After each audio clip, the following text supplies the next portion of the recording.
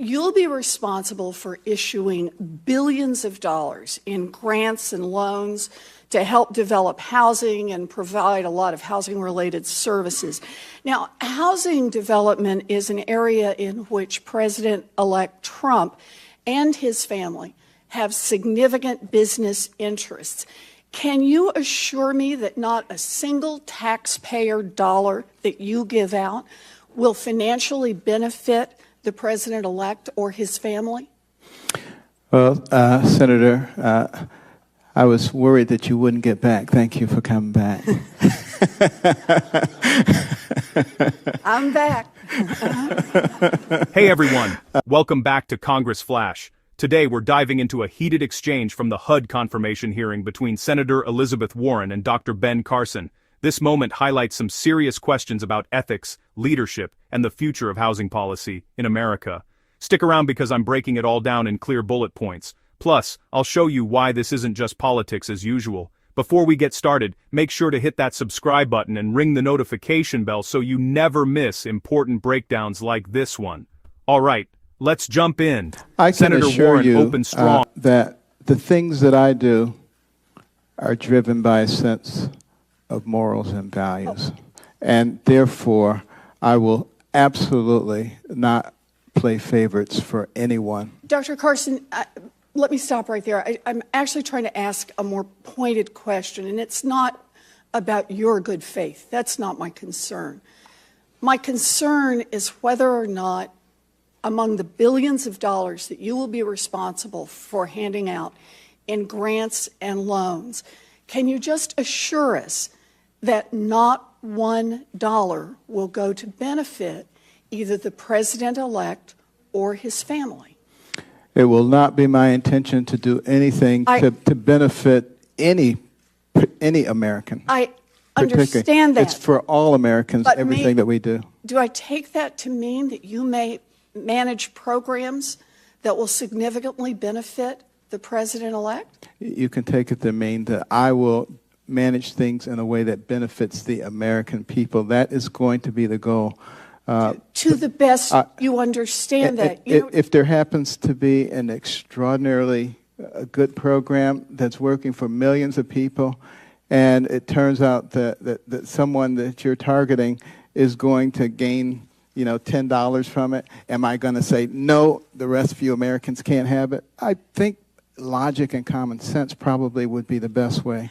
Yeah, although we do have a problem here, and I appreciate your good faith in this, and I do, Dr. Carson. The problem is that you can't assure us that HUD money, not of $10 varieties, but of multi-million-dollar varieties, will not end up in the president-elect's pockets. And the reason you can't assure us of that is because the president-elect is hiding his family's business interests from you, from me, from the rest of America.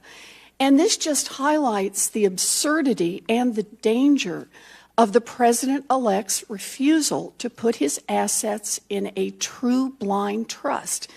He knows, the president-elect knows, what will benefit him and his family financially, but the public doesn't, which means he can divert taxpayer money into his own pockets without anyone knowing about it. Senator Warren opened strong, grilling Dr. Ben Carson about whether HUD funds could end up benefiting President-elect Trump or his family's business interests. She wanted a direct, no-strings-attached guarantee that no taxpayer dollars would financially benefit Trump's holdings. Carson didn't give her the absolute guarantee she wanted. Instead, he said his decisions would be driven by morals and values, not favoritism, but he stopped short of promising that no indirect benefit could ever happen.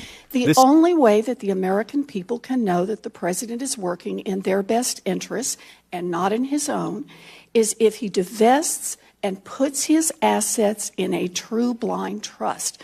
Transferring his holdings to his children does nothing, as the head of the Nonpartisan Ethics Committee said just last night.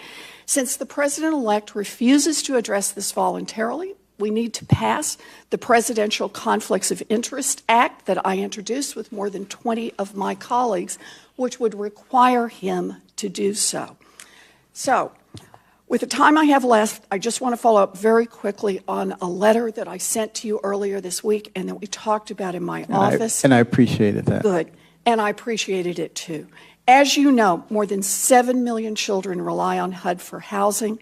7 million people. Many of them are children, veterans, people with disabilities.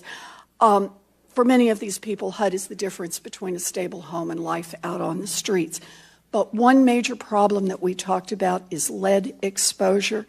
And according to the most recent HUD study, 62,000 public housing units, nearly 6% of our total public housing stock, are in need of lead abatement. You are a highly accomplished doctor. We spoke at length about the implications of lead and lead poisoning on our children. Can I just ask you to commit today that you will make sure that HUD resources are dedicated to dramatically reducing the number of public housing units where lead is a problem? Well, I can assure you that I will very much be working with you on that. 310,000 cases right now of children, each of which cost us enormous amounts of money. I don't think people even calculate that into that when we're talking about it. So yes, I will be very vigorous in that area. I very much appreciate it. This is a particular problem for us in the Northeast. It is a particular problem in Boston where our housing stock is old. Right.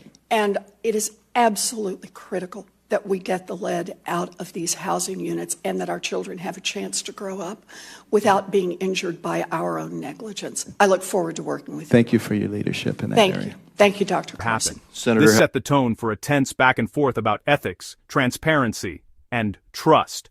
If you're interested in more political deep dives like this, make sure to subscribe now so you don't miss out.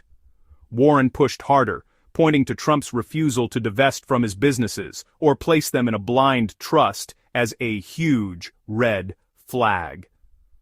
Without that, she argued, it's impossible to know whether HUD money could be funneled to benefit the president's family. Carson fired back with logic and common sense, saying it wouldn't make sense to deny aid to millions of Americans just because someone might incidentally benefit. His message? Policies should serve the people, not get bogged down in political hypotheticals. This was a key moment, showing the clash between political theater and practical governance. If you want to see more videos that cut through the noise, go ahead and subscribe to the channel. The conversation then shifted to a pressing issue many Americans face: lead contamination in public housing.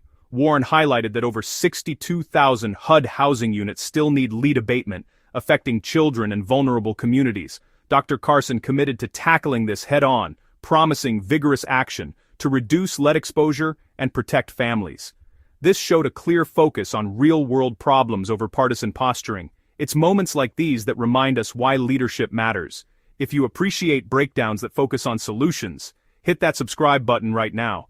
The video's narration paints Warren's approach as political grandstanding, more interested in scoring points than solving problems. Meanwhile, Carson is framed as calm, principled, and focused on the people HUD serves, not on political optics. This contrast between noise and leadership sums up much of what frustrates voters today: the endless power plays versus actual service.